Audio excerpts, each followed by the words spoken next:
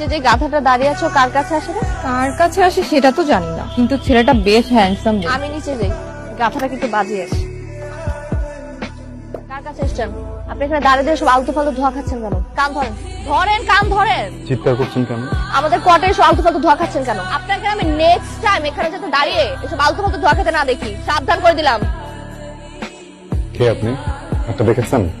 এক একটা চরের ওজন 30 থেকে 35 কেজি। ঠিকঠাক যদি একটা বসে যায় না, 7 দিন ঘুরতে থাকবে না। অভদ্র অসভ্য ফালতু একটা ছেলে।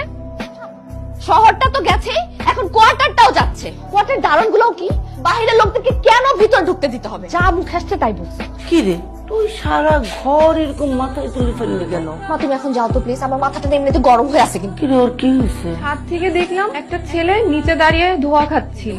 ও গিয়ে ছেলেকে বকেছে, ছেলেও ওকে বকেছে। বকাবকি হয়েছে? তুই থামালি না কেন?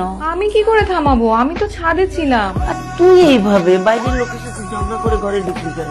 মা আমি তো ঝগড়া করিনি, ওই ছেলে আমাকে বলতেছে ওর চরের ওজন নাকি 30 কেজি, আর আমার উপর যদি একটা চর পড়ে আমি নাকি 7 দিন ঘুরতে থাকবো। বল থাক, তোর ছেলের সামনে আর যাওয়ার দরকার নাই। এই সময়টা বুঝছিস আমার খুব প্রিয়। কোন সময়টার কথা বলছো? কয়টা বাজে? রাত 12টা। রাত 12টা। রাতের আকাশ, ছোট ছোট তারা, মাটির গন্ধ আর গিটারের সুর।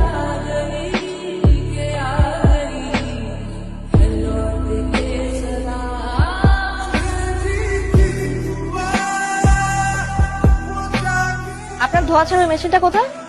ওই মেশিনটা যেটা দিয়ে আপনি সবসময় এখানে খাওয়া যাবে।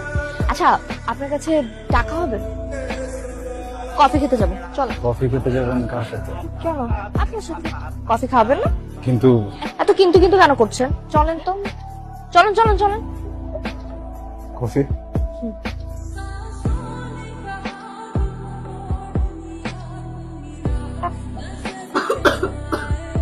পানি বলবো? কাজ থেকে আপনি ঠিক করছেন? কোন কাজ? ধোয়া টানার মেশিনের মধ্যে অন্য কিছু ছিল। দেখেন, না না জানেন, আপনি এটা নিজে চেক করে দেখেন। আপনি মিথ্যা কথা বলছেন, এটার মধ্যে নিশ্চয়ই কিছু আছে। তখনও ছিল, এখনো আছে। এই লিখে নাও। আপনি রিক্সা থেকে নামছেন কেন? আমি বলছি আপনাকে নামতে। আমি অসুস্থ একটা মেয়ে, এখন রিক্সা উঠছি। অথবা কফি খেয়ে মাথা ঘুরে গেছে। কফি খেলে কারো মাথা ঘোরায়? সেটা তো আমি বলতে পারছি না আন্টি, আমি আসি তাহলে আন্টি। কি হয়েছে আন্টি? এই ছেলে এখানে কেন? ওই রিনির মাথা ঘুরছিল, এই ছেলেটাই তোকে দিয়ে গেল।